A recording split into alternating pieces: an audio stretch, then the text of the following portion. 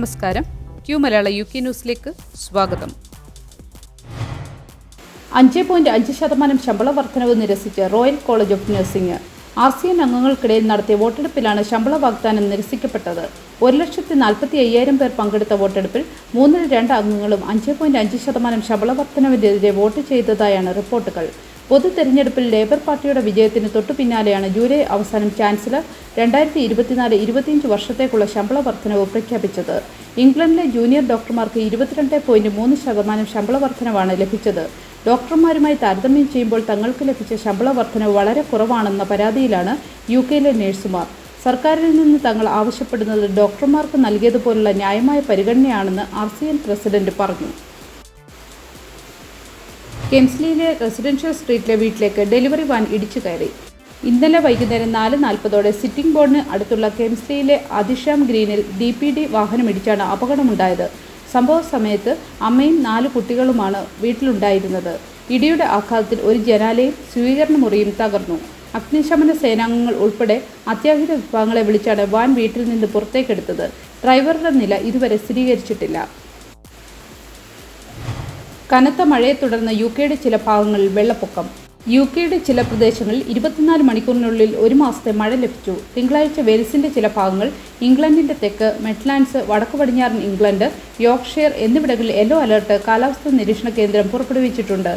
കനത്ത മഴയിൽ football pitch തകർന്നു. ചെറിയറഡ് റെക്കോർഡ്സ് സ്റ്റേഡിയത്തിൽ പിച്ചിൽ ഒരു സിങ്ക് ഹോൾ രൂപപ്പെട്ടു. കനത്ത മഴയെ തുടർന്ന് പലയിടങ്ങളിലും റോഡുകൾ അടയ്ക്കുകയും ചില ട്രെയിൻ ലൈനുകൾ താൽക്കാലികമായി നിർത്തിവെക്കുകയും ചെയ്തിരുന്നു. മധ്യ തെക്കൻ ഇംഗ്ലണ്ടിലെ ചില ഭാഗങ്ങളിൽ 60 മുതൽ 80 മില്ലിമീറ്റർ വരെയാണ് മഴ പെയ്തത്. സോഷ്യൽ ഹോമുകൾക്കായി ലേബർ കർശനമായ ഊർജ്ജ നിയമങ്ങൾ നടപ്പിലാക്കാൻ ഒരുങ്ങുന്നു. 2019 സാമൂഹികവും സ്വകാര്യവുമായ വാടക വീടുകൾക്കായി കർശനമായ ഊർജ്ജ കാര്യക്ഷമത മാനദണ്ഡങ്ങൾ അവതരിപ്പിക്കുമെന്ന് ലേബർ പ്രഖ്യാപിച്ചു. ഇന്ധനക്ഷമത പരിഹരിക്കുന്നതിനുള്ള ലേബർ അജണ്ടയുടെ ഭാഗമാണ് ഈ സംരംഭമെന്ന് ഊർജ്ജ സെക്രട്ടറി എഡ് മിലിബാൻഡ് പറഞ്ഞു. മെച്ചപ്പെട്ട ഇൻസുലേഷനുള്ള വീടുകൾ പുനർനിർമ്മിക്കുന്നതും സൗരോർജ്ജ പാനലുകൾ പോലെയുള്ള നവീകരിക്കാവുന്ന സാങ്കേതിക വിദ്യകൾ ഉൾപ്പെടുത്തുന്നതും പദ്ധതിയിൽ ഉൾപ്പെടുന്നു. ലിവർപൂളിൽ നടന്ന കോൺഫറൻസിൽ മിലിബാൻഡ് പറഞ്ഞത് ഈ പദ്ധതി പ്രകാരം 1 ദശലക്ഷം ആളുകൾ ഇന്ധനക്ഷാമത്തിൽ നിന്ന് കരകയറുമെന്നാണ്. നിലവിൽ ഇംഗ്ലണ്ടിലെയും വെയിൽസിലെയും സ്വകാര്യ വസ്തുക്കൾ വാടകയ്ക്ക് നൽകുന്നതിന് കുറഞ്ഞത് ഈ ലെവലിൽ എത്തേണ്ടതുണ്ട്.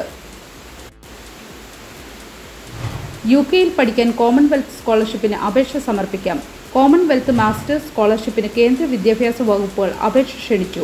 2025 സെപ്റ്റംബർ-ഒക്ടോബർ തുടക്കത്തിൽ UKയിൽ full time masters degree programme ചെയ്യാൻ ആഗ്രഹിക്കുന്നവർക്കാണ് സ്കോളർഷിപ്പ്. താൽപ്പര്യമുള്ള വിദ്യാർത്ഥികൾക്ക് ഔദ്യോഗിക വെബ്സൈറ്റ് വഴി ഓൺലൈനായി ഒക്ടോബർ 15 വരെ അപേക്ഷ സമർപ്പിക്കാം. അപേക്ഷിക്കുന്നതിന് വേണ്ട യോഗ്യതകൾ ഇന്ത്യൻ പൗരനും ഇന്ത്യയിൽ സ്ഥിര താമസക്കാരനും ആയിരിക്കണം. സെപ്റ്റംബർ 2025 മുൻപ് 60% മാർക്കോടെയുള്ള ബിരുദവും കൂടാതെ ഈ സ്കോളർഷിപ്പ് ഇല്ലാതെ UKയിൽ പഠിക്കാൻ ആവില്ലെന്ന് വ്യക്തമാക്കുന്ന രേഖകളും ഉണ്ടായിരിക്കണം. ഈ പദ്ധതിയിൽ MBA ഉൾപ്പെടുത്തിയിട്ടില്ല. കോമൺവെൽത്ത് സ്കോളർഷിപ്പ് വെബ്സൈറ്റിൽ ലിസ്റ്റ് ചെയ്യപ്പെട്ട UK സർവകലാശാലയിൽ അഡ്മിഷൻ നേടിയിരിക്കണം. വിശദ വിവരങ്ങൾക്ക് ഔദ്യോഗിക വെബ്സൈറ്റ് സന്ദർശിക്കാം. UKയിൽ ഇന്ധനവില 3 വർഷത്തെ ഏറ്റവും താഴ്ന്ന നിലയിൽ. UK ഫോർകോർട്ടുകളിലെ ശരാശരി പെട്രോൾ ഡീസൽ വില ലിറ്ററിന് 7 പെൻസ് വീതമാണ് താഴ്ന്നത്. 3 വർഷത്തിനിടെ ഏറ്റവും താഴ്ന്ന നിലയിലെ നിരക്കുകൾ കുറഞ്ഞിരിക്കുന്നത്. ശരാശരി പെട്രോൾ വില ലിറ്ററിന് 142.9 പെൻസ് എന്നതിൽ നിന്നും 136.2 പെൻസ് എന്ന നിലയിലേക്കാണ് താഴ്ന്നത്. ഡീസൽ വില 147.7 പെൻസിൽ നിന്നും 140.9 പെൻസായും കുറഞ്ഞു. ആഗോളതലത്തിൽ ഇന്ധനത്തിന് ആവശ്യക്കാർ കുറഞ്ഞതോടെ എണ്ണവില ബാരലിന് $73 താഴ്ന്നതും US ഡോളറിനെതിരെ പൗണ്ട് ശക്തമായി നിലകൊള്ളുന്നതുമാണ് നിരക്കുകൾ കുറയാൻ കാരണമെന്ന് RC കണക്കാക്കുന്നു. ഒരു നല്ല ദിവസം ആശംസിച്ചുകൊണ്ട് ഈ വാർത്താ ബുള്ളറ്റിൻ പൂർണ്ണമാകുന്നു. ചാനൽ ലൈക്കും സബ്സ്ക്രൈബും ചെയ്ത് പ്രോത്സാഹിപ്പിക്കണം.